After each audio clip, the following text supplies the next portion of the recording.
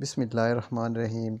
ہم سے بیان کیا عبداللہ بن محمد جعفی نے، انہوں نے کہا ہم سے بیان کیا ابو عامر عقدی نے، انہوں نے کہا ہم سے بیان کیا سلیمان بن بلال نے، انہوں نے کہا عبداللہ بن دینار نے،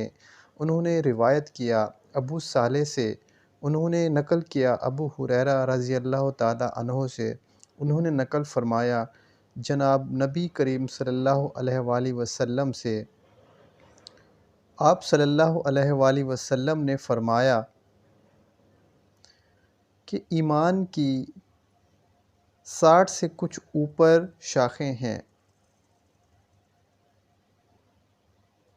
اور حیا شرم بھی ایمان کی